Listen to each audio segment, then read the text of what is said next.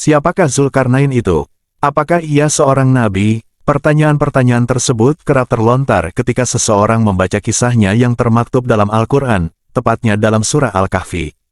Cukup banyak perbedaan pendapat di kalangan penafsir dan sejarawan terkait dengan sosok Zulkarnain.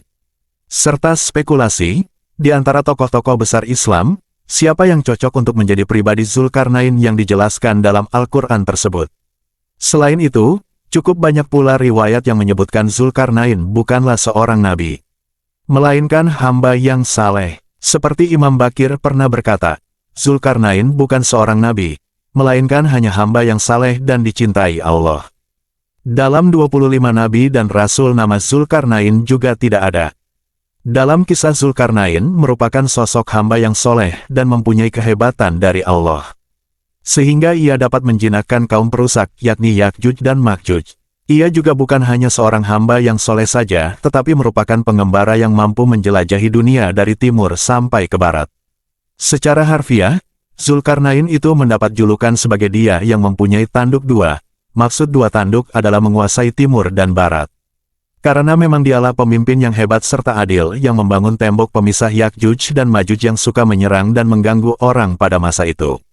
Adanya kisah dari umat terdahulu yang ada dalam Al-Quran bertujuan supaya umat manusia dapat mengambil ibrah dari kejadian tersebut.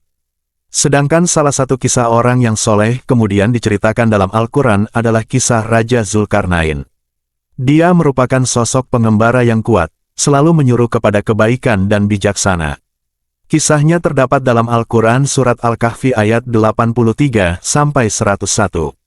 Dalam Al-Quran memang tidak ada cerita secara detail Zulkarnain itu tinggal di mana, kemudian anaknya siapa. Kebanyakan ulama berpendapat bahwa Zulkarnain adalah seorang raja. Konon, ada pendapat yang mengatakan Zulkarnain merupakan raja dari Persia yang bernama Koresi tepatnya pada tahun 539 sampai 560 sebelum Masehi. Karena kebijaksanaan dan keadilan yang dimiliki oleh raja tersebut, nyatanya Zulkarnain disukai oleh rakyatnya. Selain adil dan bijaksana, ia juga sangat sederhana. Sama seperti halnya para nabi, ia juga selalu menyuruh kaumnya untuk melakukan kebaikan, mendakwahkan agama tauhid yang dibawa oleh Nabi Ibrahim. Sebagai seorang pengembara, ia juga sangat cerdas dan pandai berpetualang.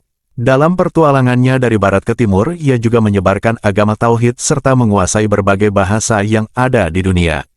Untuk urusan berlayar, Zulkarnain juga merupakan ahlinya. Seperti yang sudah dijelaskan sebelumnya bahwa kisah Raja Zulkarnain itu tidak luput dari karunia yang sudah Allah berikan kepadanya. Suatu hari saat dalam perjalanan ia sampai di belahan bumi barat dan mendapati suatu kaum yang zalim dan senang membuat kerusakan. Mengetahui akan hal tersebut, Raja Zulkarnain memberikan pilihan apakah akan menghukum kaum tersebut dengan siksaan atau berbuat baik. Karena Allah memberikan ketajaman siasat syariah kepadanya, ia membuat keputusan dengan kaum tersebut. Apabila kaum tersebut membuat kerusakan akan mendapat hukuman serta dikembalikan kepada Tuhannya. Mereka juga akan mendapat azab dengan sangatlah pedih. Apabila mereka beriman dan melakukan amal soleh, ia akan mendapatkan balasan yang baik pula serta mereka akan mendapatkan kemudahan. Dalam membuat keputusan tersebut, Zulkarnain membuat keputusan yang sesuai dengan cara serta ketakwaannya dalam menjalankan perintah dari Allah. Setelah itu ia melanjutkan perjalanannya dan sampai di bagian bumi lain bertemu dengan Baina al-Sadain. Baina al-Sadain itu sendiri merupakan suatu wilayah yang berada di antara dua gunung yang tingginya sama. Di tempat itu juga ia bertemu suatu kaum yang hidup ketakutan sebab terancam oleh suatu kelompok perusak, yaitu Yakjuj dan Makjuj. Sahabat pelita, sebagaimana yang telah dijelaskan dalam Al-Quran, sejarah Zulkarnain bersangkut paut dengan bangsa Yajuj dan Majuj. Bangsa yang dipercaya oleh umat Islam akan turun ke bumi ketika menjelang hari kiamat untuk melawan Nabi Isa di Bukit Tursina. Al-Quran telah menguraikan cukup detail perihal sifat-sifat utama Zulkarnain, yakni pribadi bertauhid dan bertakwa kepada Allah, serta menjunjung tinggi nilai-nilai belas kasih dan keadilan. Hal ini tergambar ketika Zulkarnain melakukan sebuah ekspedisi. Seperti diterangkan Al-Quran, ia mempunyai 3 ekspedisi penting, yakni ke bumi belahan barat, timur, hingga akhirnya ke daerah-daerah yang terdapat barisan pegunungan. Ia senantiasa berhadapan dengan berbagai kaum pada setiap ekspedisinya.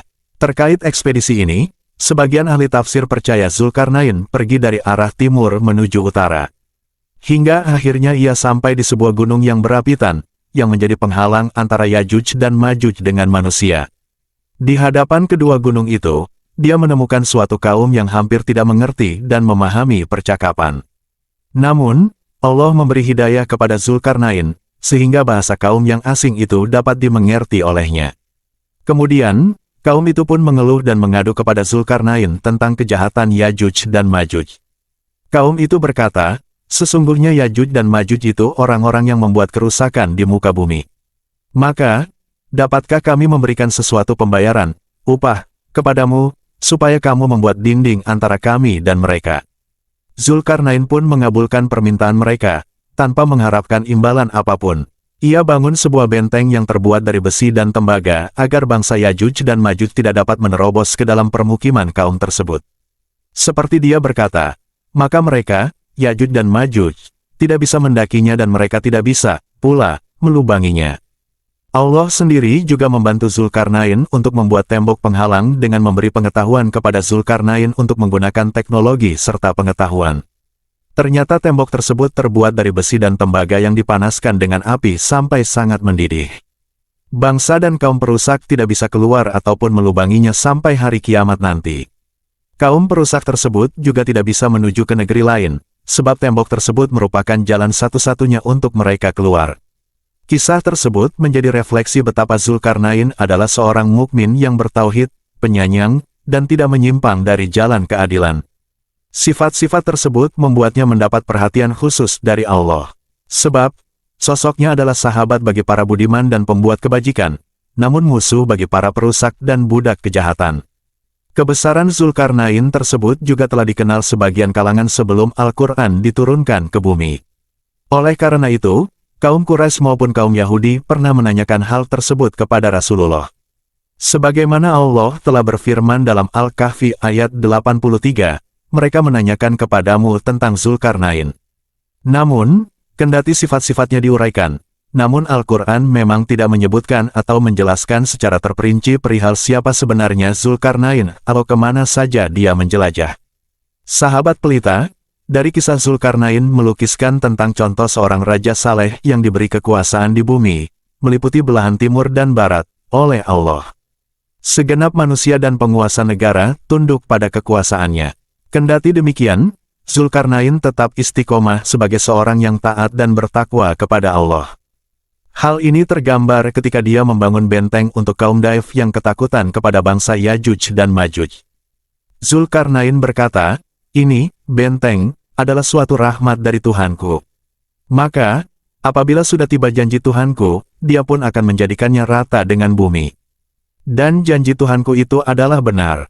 Yusuf Qaradawi menilai, terdapat tujuan tersendiri mengapa Allah meriwayatkan kisah Zulkarnain dalam Al-Quran.